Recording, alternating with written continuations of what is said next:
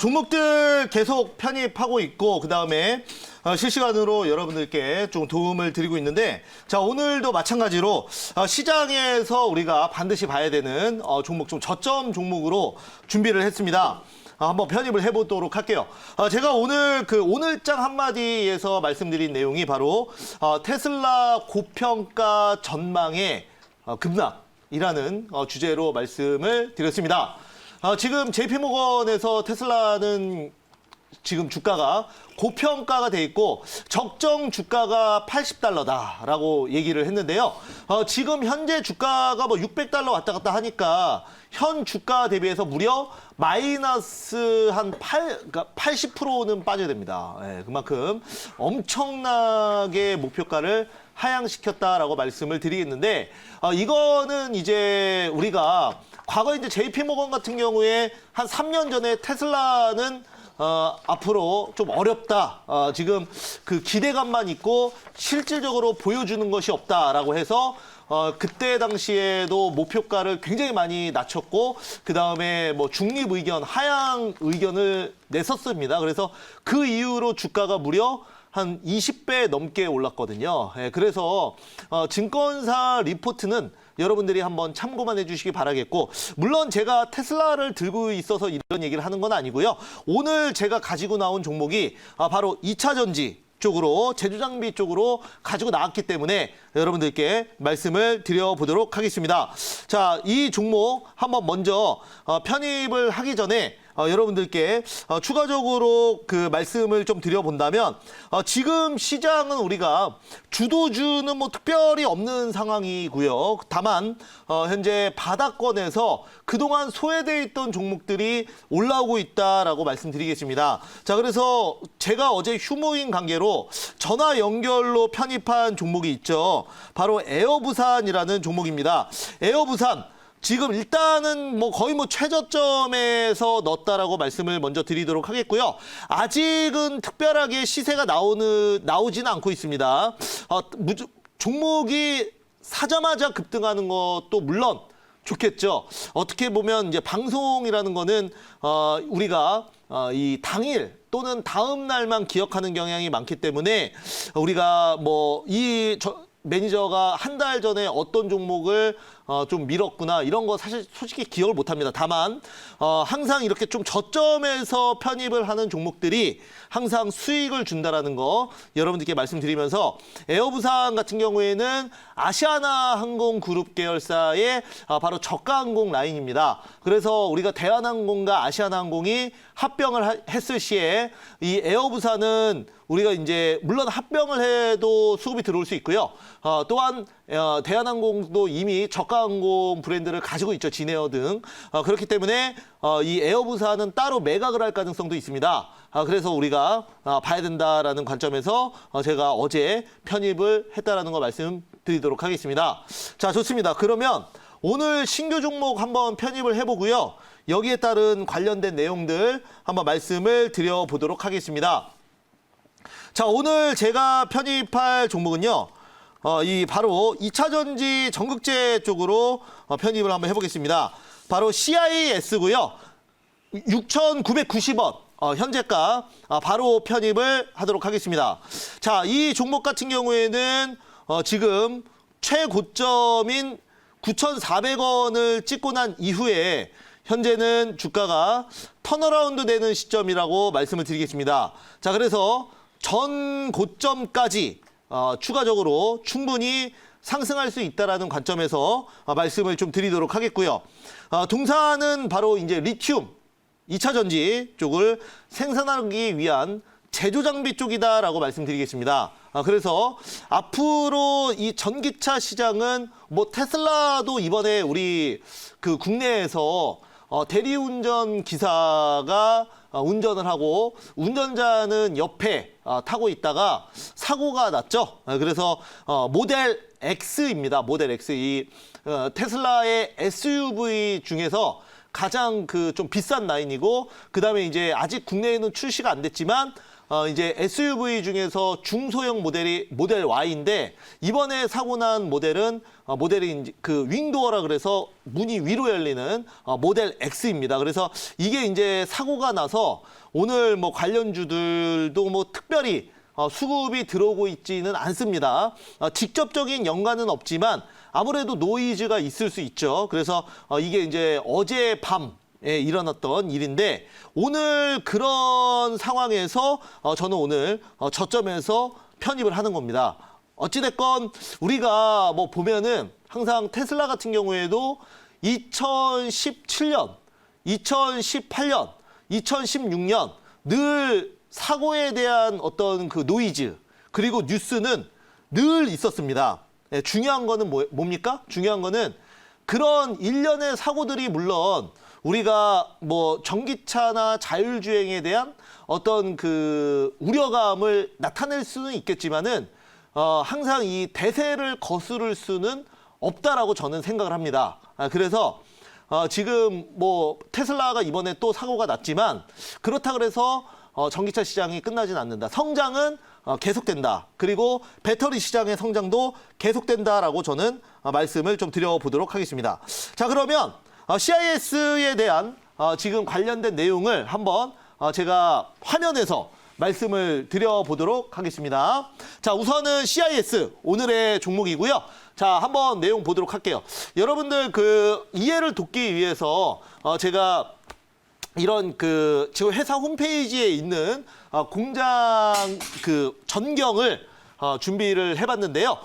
자, 이런 그 2차 양극재, 전고체 쪽도 이번에 하고 있다는 거 말씀드리도록 하겠고, 자, 다음 내용 보면서 다음 화면 한번 볼까요? 자, 이것도 그 지금 현재 여러분들 지금 회사 홈페이지에 다 있는 내용들입니다. 그래서 2차 전지 시장은 앞으로도 더 크게 성장할 수 있다라 이렇게 말씀을 드리도록 하겠습니다. 자, 그러면 CIS에 대한 자세한 차트 포인트는 제가 직접 차트 만지면서 말씀을 드려보도록 할게요. 자, 한번 가보시죠. 자, 우선은 CIS입니다. 자, 보시면은 그 디테일하게 얘기할게요. 자, 9월 달에 주가가 9,400원까지 찍었던 종목입니다.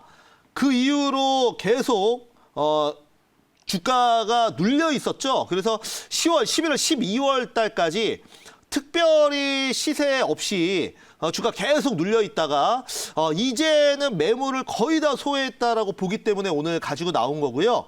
현재는 거래량이 거의 없어요. 그러니까 무슨 말이냐면 지금 시장에서 주목을 받고 있지 않다. 뭐 이 정도로 여러분들이 해석을 하시면 좋을 것 같습니다. 그래서 우리가 이제 급등주를 매매할 때는 그날 거래량이 제일 많이 터지고 그리고 그날 시장에서 제일 관심 있는 종목을 조금 개인들보다 먼저 사서 우리가 거래량이 터질 때 차익하고 나오는 트레이딩 전략을 하는 거고, 이런 종목들은 우리가 트레이딩으로 하는 종목들이 아니죠. 이런 종목들은 우리가 이제 매집을 하는 의미 있는 겁니다. 그래서 충분히 바닥권에서 눌려 있는 상황이고, 그리고 앞으로 이 전고체 전지 장비 개발 이제 본격화되는 부분도 있고, 그리고 2차 전지 공정 이런 쪽도 충분히 이슈가 될 수 있는 부분이다라고 말씀드리도록 하겠고요. 또한 그 2018년도에 영업이익은 적자가 났습니다. 그만큼 이런 제조장비 쪽은 처음에 첫 투자에 대해서 계속 재투자를 하다 보니까 실적이 안 좋을 수밖에 없어요. 하지만 작년부터 본격적으로 실적은 턴어라운드 되기 시작했고요. 최근에 이제 올해도 여러분들 2차 전지 쪽은 계속 성장할 거기 때문에 지금 추가적으로 올해 그리고 내년에도 실적 성장은 예상이 된다라고 말씀을 드려보도록 하겠습니다. 자, 최근에도 그 150억이 넘는 2차 전지 전국 공정 장비 계약, 제조 장비 계약을 체결을 했는데 이런 부분도 상당히 긍정적이다. 그래서 제가 오랜만에 이 저점에서 조금 느릴 수는 있지만 바닥권에서 무난하게 좀 수익을 낼 수 있는 종목을 한번 준비 한번 해봤다라고 말씀을 드려보도록 하겠습니다. 자, 여기까지 한번 말씀드렸고요. 한번 질문 한번 받아볼게요. 네, 제가 한번 질문 드리겠습니다. 네. 지금 이 회사 같은 경우 미래컴퍼니와 그리고 DH와 지금 네. 전고체 배터리 관련된 이런 기술 개발 협력 네. 계약을 했다고 맞습니다. 말씀해 네. 주셨는데 정부에서. 사실 이게 액체형 전해질을 사용하는 배터리가 주력이지만 지금 현재는 네. 사실 전고체 배터리가 만약에 기술만 완성이 된다고 하면 네네. 기존의 액체형 전해질보다 훨씬 더 장점을 많이 갖고 있다고 알고 있습니다. 네, 맞습니다. 자, 그런데 이게 지금 상용화되기까지 조금 어느 정도 좀 걸릴지 아니면 네. 지금 이 회사 동사 같은 경우는 이 부분들이 실적 또는 네. 주가에 조금 경고체 사업이 선반영될 수 있는 시점을 좀 빠르게 보고 계신 건지 네. 아니면 좀 길게 보고 계신 건지 알고 싶습니다. 네, 좋은 질문입니다. 우선은 전고체 배터리 같은 경우에는 앞으로 어떻게 보면 꿈의 배터리라고 부를 수가 있는 부분이고, 우리가 이제 전기차가 뭐 친환경이고, 그리고 우리 그 전기차를 타보신 분은 아시겠지만은 테슬라 모델 S 같은 경우에는 그 세단인데도 불구하고 지금 이번에 나온 이번에 배터리 데이에서 공개된 그 차 같은 경우에는 제로백이 무려 2.1초밖에 안 돼요. 그래서 이번에 그 페라리의 최신 모델인 SF90보다도 더 빠릅니다. 10억짜리 넘는 모델보다도.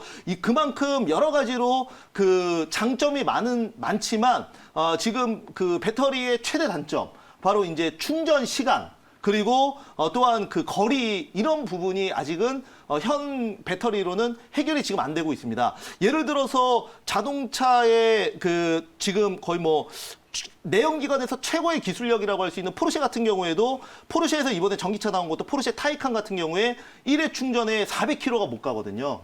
그만큼 지금 굉장히 테슬라는 한참 앞서 있는 거고, 지금 현대차나 뭐 포르쉐나 독일 3사 그리고 다른 기업들이 지금 따라가고 있는데, 지금 아직도 이 주행거리와 충전 문제가 해결이 안 되고 있기 때문에 여전히 내연기관이 잘 팔리고 있는 상황입니다. 그래서 전고체 배터리 같은 경우에는 물론 뭐 제가 이쪽에 관련 종사자가 아니기 때문에 앞으로 언제 이게 상용화가 된다라고 구체적으로 딱 여기서 확언할 수는 없겠지만, 결국은 동사는 일단은 그 전고체 전지는 기본적으로 이 주가를 올릴 수 있는 모멘텀이 될 수 있는 거고요. 또한 지금 이제 전극 공정 제조 장비 쪽으로 이제 매출이 계속 나오고 있는 부분이고, 이번에도 노스볼트와 150억 가량의 계약을 맺었는데, 이런 부분은 그 기업이 계속 기업이라는 거는 망하지 않고 어떤 개발에 비용을 쏟는데 중간에 그 기술 개발을 하기도 전에 적자가 나서 망할 수도 있는 거 아닙니까? 그거를 막기 위해서는 반드시 매출과 이익이 나와야 되는데, 그 기준에 부합하는 걸 계속 기업이라고 합니다. 그래서 그런 계속 기업이 되기 위한 어느 정도 어떤 그 매출과 이익은 갖춰져 있고, 여기에 추가적으로 이제 CIS가 오르려면 전고체 쪽으로 매출이 굳이 나오지 않더라도 일단은 상용화가 된다라는 얘기만 나와도 주가는 어차피 이런 2차 전지나 아니면 바이오도 마찬가지고, 이런 꿈을 먹고 가는 그 섹터는 주가는 먼저 선반영돼서 상승할 수 있다. 이렇게 한번 말씀을 드려보도록 하겠습니다. 자, 이렇게 말씀드리도록 하겠고요. 자, 그러면 뭐 추가적인 질문 없으면, 자, 1차 목표가는 7,600원 말씀드리도록 하겠고요. 2차 목표가는 8,400원, 그리고 손절가는 6,000원 잡아보도록 하겠습니다.